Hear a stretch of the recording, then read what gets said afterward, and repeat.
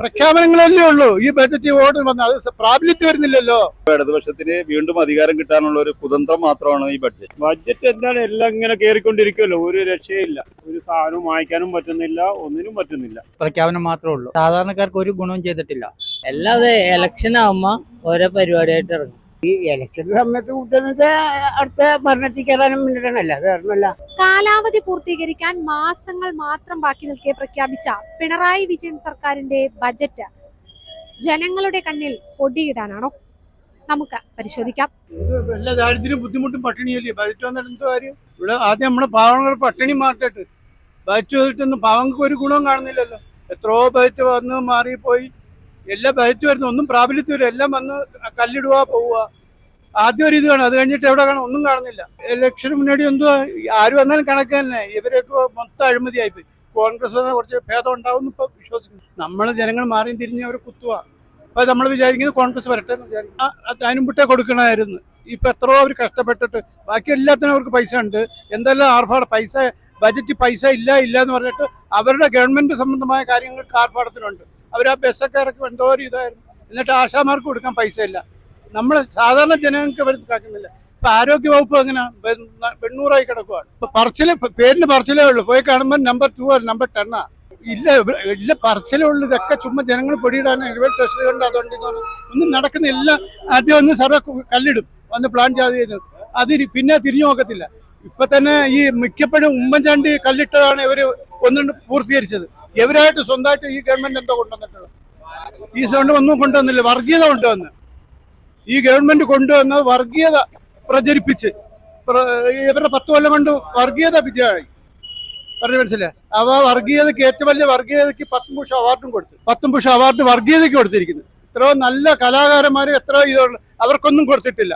ഏറ്റവും നല്ല വിഷം തുപ്പുന്നവനുള്ള അവാർഡ് ഇന്ന് അങ്ങനെ പറഞ്ഞു കൊടുക്കണമായിരുന്നു. അത് പറയുന്നില്ല. ഒരു കള്ളുകച്ചവടക്കാരനായ അദ്ദേഹത്തിന് പത്മഭൂഷൺ.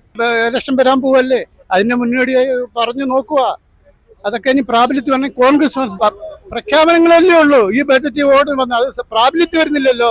ബഡ്ജറ്റ് വളരെ മോശം ബഡ്ജറ്റാണ്. കാരണം രാഷ്ട്രീയപരമായിട്ട് ഈ തെരഞ്ഞെടുപ്പ് അടുത്തോടുകൂടി ആ ഒരു സാഹചര്യത്തിലാണ് ഇപ്പൊ പോണത്.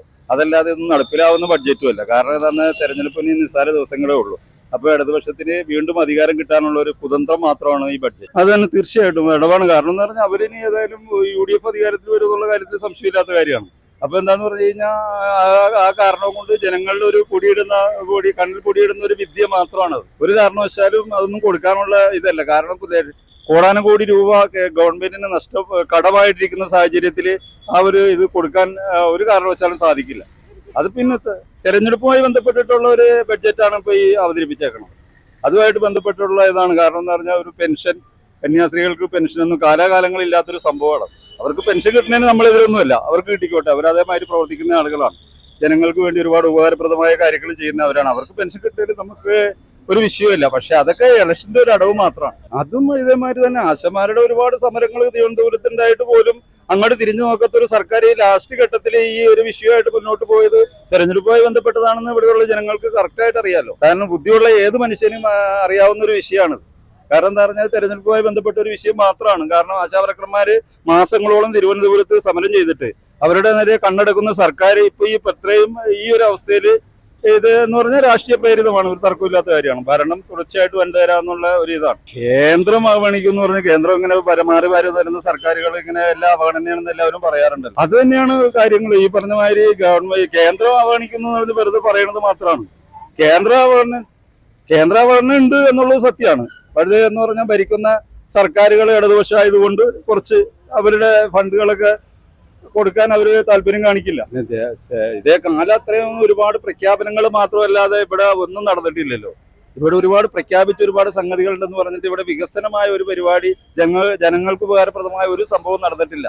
ഈ വയനാട് ചൂരൽമല ദുരന്തത്തിൽ ഒരുപാട് ആളുകൾക്ക് 5 പൈസ കൊടുക്കാത്തൊരു സാഹചര്യത്തിൽ പെട്ടെന്നൊരു 15,65 ലക്ഷം രൂപ അവർ കൊടുക്കാൻ തീരുമാനിച്ചതും അത് രാഷ്ട്രീയ പ്രേരിതം മാത്രമാണ്. ഒരു സംശയമില്ലാത്ത കാര്യമാണ്. പ്രഖ്യാപനം മാത്രമേ ഉള്ളൂ. സാധാരണക്കാർക്ക് ഒരു ഗുണവും ചെയ്തിട്ടില്ല.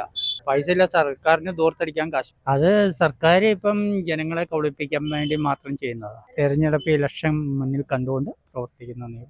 ബഡ്ജറ്റ് മോശമാണ്. ഈ ഇലക്ഷന്റെ സമയത്ത് കൂട്ടുന്നത് അടുത്ത ഭരണത്തിൽ കയറാനും മുന്നിടണല്ല. അത് കാരണമല്ല, ഒരു പ്രാവശ്യം 2 പ്രാവശ്യം, രണ്ടാമത്തെ പ്രാവശ്യം ഒരുവിധമൊക്കെ മനുഷ്യനെ ഇടങ്ങേറാക്കിയുണ്ട്. ഒരു സാധാരണ ജനങ്ങളുടെ പൈസ ഇല്ല, കോടികൾ ഉണ്ടാക്കുന്ന നേതാക്കന്മാരാണ്. അപ്പൊ ഏറ്റവും വലിയ കോടികൾ 1-2 ലക്ഷം രൂപ കോടികളാണ് ഇപ്പൊ പറഞ്ഞത്. അപ്പൊ അതിന്റെ പേരില് എന്റെ നോട്ടത്തിൽ ഇപ്പൊ ഈ സർക്കാരിനടുത്ത് കയറ്റാൻ പാടില്ല. UDF വരണം. ബഡ്ജറ്റ് എന്താണ് എല്ലാം ഇങ്ങനെ കയറിക്കൊണ്ടിരിക്കുമല്ലോ, ഒരു രക്ഷയില്ല. ഒരു സാധനവും വാങ്ങിക്കാനും പറ്റുന്നില്ല, ഒന്നിനും പറ്റുന്നില്ല. സാധാരണക്കാരെ എങ്ങനെയെങ്കിലുമൊക്കെ ജീവിച്ചു പോകും. അല്ല ഇപ്പൊ എന്ത് ചെയ്യാൻ പറ്റും, മരിക്കാൻ പറ്റുമോ ഇതിന്റെ പറയുന്നത്? എന്തായാലും ഇപ്പൊ ഈ സർക്കാർ ഇറങ്ങിയാൽ പറ്റത്തുള്ളല്ലോ. സർക്കാർ ഇറങ്ങിയിട്ട് പിന്നെ അടുത്ത സർക്കാർ കയറുമ്പോഴാണ് ഇവർക്ക് അടുത്ത് നിന്ന് വെളിയിൽ നിന്നുകൊണ്ട് എന്തെങ്കിലുമൊക്കെ ചെയ്യാൻ പറ്റത്തുള്ളൂ. UDF വരുമല്ലോ, UDF തന്നെ വരും, അതിനൊരു മാറ്റമില്ല. ഇവരെ ഇറങ്ങി കൊടുക്കുകയും ചെയ്യും. ഇവരിറങ്ങാൻ വേണ്ടിയുള്ള തയ്യാറെടുപ്പിലാണ് ഇവർ നിൽക്കുന്നത്. അപ്പോൾ അതിൻ്റെ ഉള്ള തിരഞ്ഞെടുപ്പ് കഴിഞ്ഞപ്പോൾ തന്നെ മനസ്സിലായല്ലോ. ഇനി CPM തിരികെ വരുവാണെങ്കിൽ പിന്നെ CPM കേരളത്തിൽ ഉണ്ടാവില്ല. അത് പിണറായി വിജയന് നന്നായിട്ട് അറിയാം. അത് കാരണം കൊണ്ട് ഇപ്പോൾ ഇറങ്ങി കൊടുക്കാനുള്ള സാഹചര്യം അവരുണ്ടാക്കും. നിലനിൽക്കണമെങ്കിൽ CPM ഇറങ്ങി കൊടുക്കണം. രാഷ്ട്രീയ പാർട്ടി ഇറങ്ങിയാൽ നടക്കും. നമ്മുടെ കേരളത്തില് വളരെ ദയനീയമാണ് സാമ്പത്തിക സ്ഥിതി. അതേസമയം നമ്മുടെ അയൽ സംസ്ഥാനമായ തമിഴ്നാടിനൊക്കെ എബോയിട്ട് ഇരിക്കുകയാണ്. നമ്മുടെ ഇതിന് വളരെ മോശം സാമ്പത്തിക സ്ഥിതിയാണ്. നമ്മുടെ ഭരിക്കുന്നവർ അവരുടെയൊക്കെ കാര്യങ്ങൾ നോക്കിക്കൊണ്ടിരിക്കുകയാണ്. എത്ര നാൾ അവർ അവിടെ സമരം ചെയ്തു, തിരിഞ്ഞു നോക്കാണ്ട് ആൾക്കാർ ഇരുന്നു, ഇല്ലേ? ശരിയല്ലേ? നേതാക്കന്മാർ അവിടെ ഇരുന്ന് ഭരിച്ചുകൊണ്ടിരുന്നു. എന്നിട്ട് ഇപ്പൊ ഈ ഇറങ്ങിപ്പോണ സമയത്ത് ചെയ്ത അടുത്ത ഈ ബഡ്ജറ്റിൽ പാസ്സാക്കുന്ന ഇത് അവർക്ക് കിട്ടാൻ പോണത് അടുത്ത ബഡ്ജറ്റിലാണ്. അല്ലാതെ ഇലക്ഷൻ ആകുമ്പോൾ ഓരോ പരിപാടിയായിട്ട് ഇറങ്ങും. ഇലക്ഷൻ കഴിഞ്ഞ പിന്നെ ഇല്ല. ഞങ്ങളുടെ അവിടെയൊക്കെ വെള്ളം പോലും കിട്ടണില്ല. നമ്മുടെ 77 വർഷമായി റിപ്പബ്ലിക് ആയിട്ട് വെള്ളമില്ല, കറണ്ട് ഇല്ല. ഇവരെ എല്ലാം ശരിയാക്കാന്ന് പറഞ്ഞിട്ട് പറഞ്ഞ ആൾക്കാരാണ്. ഞമ്മ അവരെ കുറ്റമായിട്ടല്ല പറഞ്ഞത്, നമ്മുടെ അവസ്ഥയൊക്കെ ഇതാണ്. പറയണതിലും പ്രവർത്തിക്കുന്നതിലും ഒരു ബന്ധമില്ല ശരിക്കും. അപ്പൊ നമ്മൾ ആലോചിക്കണം, ജനങ്ങൾക്ക് വേണ്ടി എന്തെങ്കിലും ചെയ്യട്ടെ. ഇപ്പൊ നല്ല കാര്യങ്ങൾ ചെയ്യാം, എന്തെല്ലാം കാര്യങ്ങൾ ചെയ്യാം. ഇപ്പൊ കോടികൾ മുടക്കി കാറ് മേടിക്കുന്നു, സ്വർണ്ണ കൊള്ളടിച്ച് അത് മാറ്റുന്നു. അതെങ്ങനെ പറഞ്ഞോട്ടെ, ഈ ഇലക്ഷൻ കഴിഞ്ഞത്. കാരണം വരുമോ ഇല്ലെന്ന് നമുക്കൊരു ഉറപ്പില്ല. ഇതൊക്കെ നേരത്തെ ആവായിരുന്നു. 5 കൊല്ലം വേണ്ടിയിരുന്നു. ഇത്രയും നല്ല ഒരു കാര്യങ്ങൾ അനൗൺസ് ചെയ്യാൻ 5 കൊല്ലം വേണ്ടിയിരുന്നു. അത് നേരത്തെ ആവായിരുന്നു. അതൊന്നും നമുക്ക് രാഷ്ട്രീയപരമായിട്ടല്ല, ഇത് പൊതുജനങ്ങൾക്ക് സഹായമായിട്ടുള്ള കാര്യങ്ങൾ എപ്പോഴും നേരത്തെ ചെയ്യുന്നതാണ്. നമുക്ക് ജനങ്ങൾക്ക് ബഡ്ജറ്റ് ജനങ്ങൾക്ക് വേണ്ടിയിട്ടാണല്ലോ. നേരത്തെ ആകാമായിരുന്നു. ഇലക്ഷനെ ബേസ് ചെയ്തിട്ടായിരിക്കാം, വോട്ട് പ്രതീക്ഷിച്ചിട്ടായിരിക്കാം.